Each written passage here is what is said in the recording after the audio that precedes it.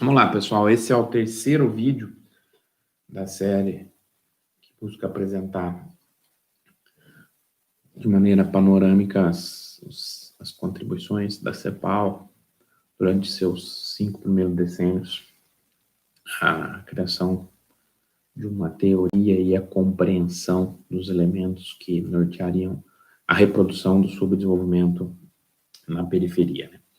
A gente terminou o breve vídeo anterior sugerindo que a estratégia colocada pela CEPAL, a estratégia inicial, dado que não há uma naturalização de fenômenos sociais, dado que não há a possibilidade de se avançar rumo ao desenvolvimento, isso é uma mentira histórica, né, nos termos que a CEPAL está colocando, a partir de etapas gradativas, a partir da integração ao mercado internacional via vantagens comparativas estáticas, a CEPAL vai falar o seguinte: olha, eu preciso formular políticas, preciso primeiro entender o que é o subdesenvolvimento, suas características específicas, entender a forma de funcionamento do sistema centro-periferia, e depois preciso avançar na formulação deliberada de políticas para transformar esse processo.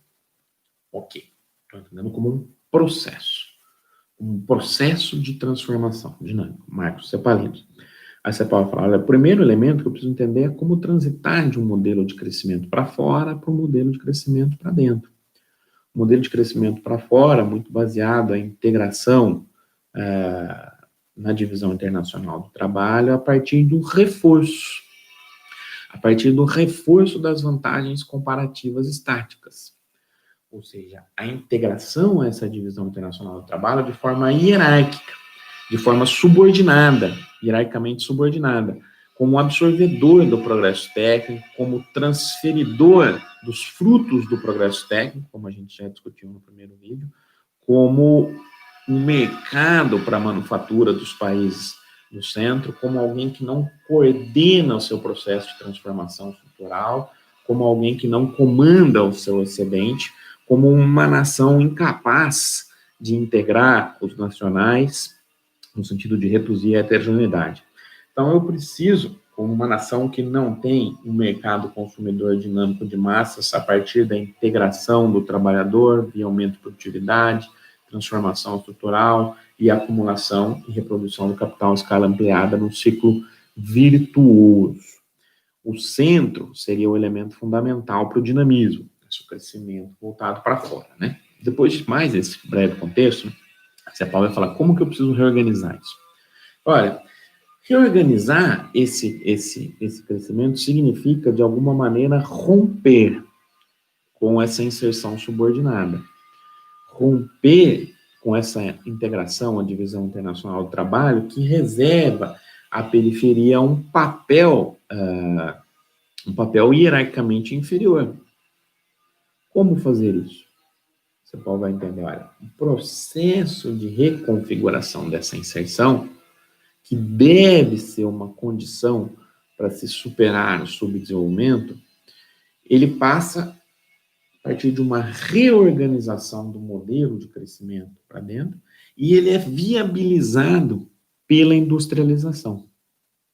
Aqui começa a ficar mais claro como a CEPAL está pensando uma estratégia de se contornar os limites do subdesenvolvimento. Aqui no primeiro decênio ainda das contribuições da CEPAL.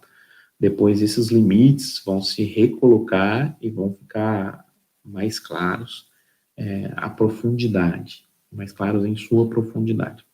Então a CEPAL vai falar: olha, é só o avanço da industrialização que permite esse processo. Superar o subdesenvolvimento significa ter como pré-condição o avanço da industrialização. Por quê? Porque esse avanço da industrialização, nos termos cepalinos, seria capaz de reconfigurar a forma de inserção dos países periféricos nessa divisão internacional do trabalho, seria capaz de abortar a tendência da deterioração dos termos de troca, seria capaz de abortar a transferência dos frutos do progresso técnico para o exterior, potencializando, assim, a acumulação, a geração de excedente doméstico e viabilizando, quem sabe, a continuidade de um processo de transformação estrutural.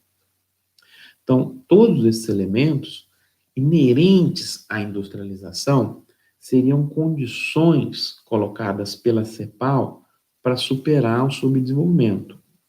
Condições necessárias, porém não suficientes. Além disso, avançar-se na direção da industrialização significaria, no limite, reorganizar o seu modelo de crescimento para dentro e, num estágio superior e, quiçá, final de transição do subdesenvolvimento para o desenvolvimento, pensando não de uma maneira automática, significaria desenvolver um núcleo endógeno de progresso técnico, significaria controlar o progresso técnico, esse elemento que na leitura da CEPAL é uma fonte de assimetrias gigantescas na divisão internacional do trabalho, no que diz respeito a valor, a apropriação, no que diz respeito a poder. Isso só seria possível via industrialização. E talvez, mais importante do que tudo isso, essa industrialização ainda seria capaz de absorver uma parcela do gigante excedente estrutural de mão de obra numa economia periférica. Excedente estrutural de mão de obra marginalizada, que sobrevive em condições muito precárias e tem uma remuneração, quando tem, muito próximo da subsistência.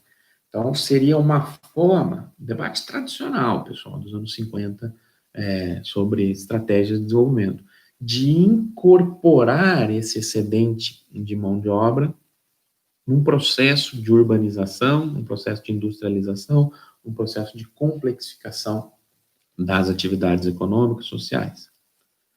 Você pode falar, o vetor de todo esse processo é a industrialização. Por isso ele deve ser fomentado. Essa industrialização também teria como objetivo, depois a gente vai ver que isso é um limite muito claro, vai ficando muito claro nos anos 60, reduzir a heterogeneidade estrutural. Heterogeneidade que é característica dos países subdesenvolvidos, em suas diversas dimensões, regional, produtiva, setorial, social, certo? Então, você pode deixar muito claro, nos seus momentos iniciais, é necessário avançar na industrialização. Mas qual é a dinâmica da industrialização, pelo menos nas interpretações iniciais da CEPAL? Vai falar o seguinte, outra contribuição ali importante do Celso Furtado. Olha, a industrialização nos países periféricos, ela tem algumas características específicas. Não é possível se imaginar um processo de industrialização tal qual verificou-se na Inglaterra, tal qual verificou-se no processo de industrialização originária. Uma industrialização por passos infinitesimais, do D2 para o D1, dada todas as discussões que a gente já fez em outros momentos, né? Em outros vídeos dessa sequência de apresentações. O Celso Furtado vai falar, olha, a industrialização periférica tem alguns problemas inerentes. A gente vai discutir daqui a pouco. Mas como que é a dinâmica dessa industrialização? Ele vai falar, a característica dessa industrialização, depois ele vai apresentar como um processo de modernização conservadora, é, na verdade, uma industrialização que ocorre aos saltos. Ocorre através de rupturas, de um processo não linear, obviamente não automático. Um processo que exige políticas públicas também, mas é um processo que é muito determinado pela capacidade de importar da economia periférica. Olha, e outros autores separados também. A industrialização dos países periféricos é uma industrialização por substituição de importações. Outra contribuição do autor. é um processo que ocorre via substituição de importações. Mas o que significa isso? Significa que há um processo de industrialização na periferia.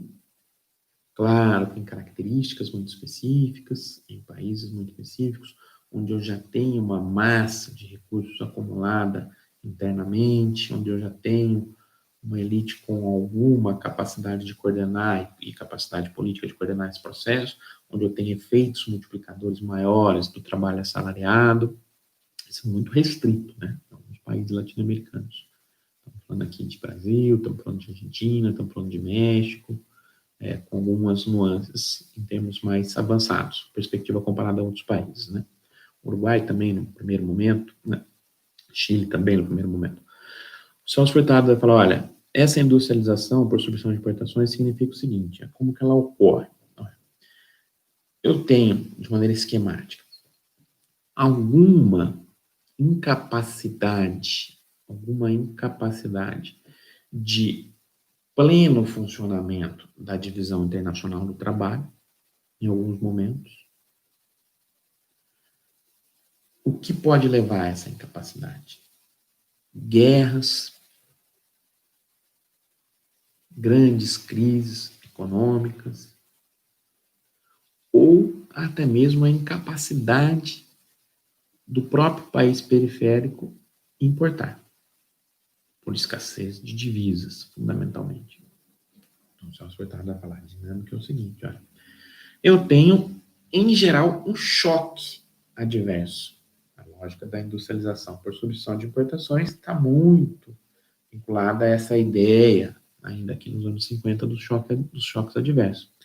Tem algum choque adverso, que é um choque, em geral, externo, na economia periférica, como esses que eu acabei de falar, uma interrupção do pleno funcionamento da divisão internacional do trabalho. No fundo é isso. Uma incapacidade momentânea da reprodução daquela divisão internacional do trabalho nos termos colocados até então.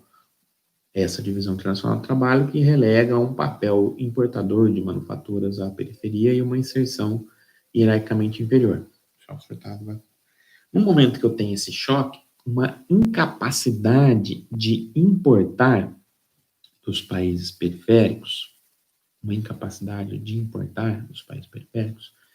e eu tenho uma demanda prévia, por isso que é importante entender os condicionantes internos desse processo, acumulação, efeitos multiplicadores, forma de organização da produção. Se eu tenho uma demanda prévia que passa a ser não atendida, porque eu tenho um choque externo, uma incapacidade de atender essa demanda via importações, tem uma demanda prévia não atendida, tem um choque externo, tenho políticas domésticas de garantia da renda, ou pelo menos de mitigação da perda da renda do poder de compra. Estou falando aqui de um pequeno segmento da sociedade, da elite, a partir de um processo de modernização conservadora. Então, falando da massa dos trabalhadores, né? Mas isso daí em escala, tem algum volume, no caso da economia do Brasil, México, Argentina. Qual que é a reação? Choque externo, demanda prévia existente, incapacidade de atendê-la, num cenário de razoável desenvolvimento das forças produtivas domésticas, razoável desenvolvimento, algum grau de compreensão técnica, algum grau de acumulação, algum grau de monetização da economia que gera um certo dinamismo a partir de efeitos multiplicadores, há um certo espraiamento do capital,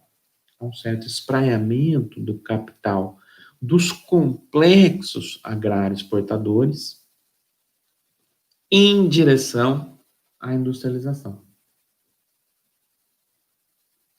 Há uma diversificação da atuação desse capital, como resposta a um choque externo, como resposta a um choque adverso. Apesar de que eu preciso ter as condições domésticas bem estabelecidas. Ok.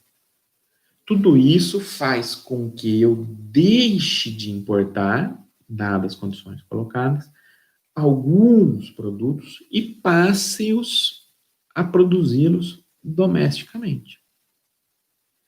Essa é a essência esquemática do processo de industrialização por substituição de importações. Então, eu tenho uma demanda prévia existente, uma incapacidade de pleno funcionamento da divisão internacional do trabalho, a partir de um choque externo, dadas as condições socioeconômicas de acumulação, de organização política, de capacidade de diversificação, espraiamento do capital, dada a política econômica doméstica, dada a existência de um mercado razoavelmente complexo, eu tenho um vazamento de uma parcela desse capital em direção à industrialização para substituir importações. Para atender, atenção, muitas aspas de substituir importações, para atender uma parcela da demanda doméstica que não vai ser mais atendida pelas importações. Qual parcela é essa? Isso vai depender do estágio de desenvolvimento, de cada país. O Furtado vai colocar. Olha, esse processo de industrialização para substituição de importações, interpretação cepalina, ele é um processo que encontra barreiras permanentemente. A gente já vai discutir. É um processo que encontra permanentes estrangulamentos de diversa natureza na economia periférica. Eu tenho ainda alguma possibilidade de avanço para atividades não tão complexas, atividades de mais fácil substituição, atividades em que o nível de barreiras à entrada não é tão elevado, barreiras à entrada em termos de financiamento, barreiras à entradas financeiras, barreiras à entradas tecnológicas. Estou falando aqui de bens de primeira necessidade, alguma coisa de têxtil, vestuário, alimentos e bebidas, alguma miscelânea associada a esses produtos, alguns utensílios domésticos, pouco complexos. Então, eu avanço nessa direção. Então, a lógica da industrialização periférica, que é um instrumento para se superar o subdesenvolvimento, é avançar a partir desses choques. Não é um processo linear, não é um processo automático, não é um processo espontâneo. É um processo complexo, que envolve todas as dimensões que a gente já discutiu até agora. Eu estou avançando a partir de choques. Ok. Só que avançar na industrialização via substituição de importações significa reduzir o coeficiente importado? O que significa esse processo de avançar via substituição de importações? É isso que a CEPAL vai qualificar. A gente debate no próximo vídeo.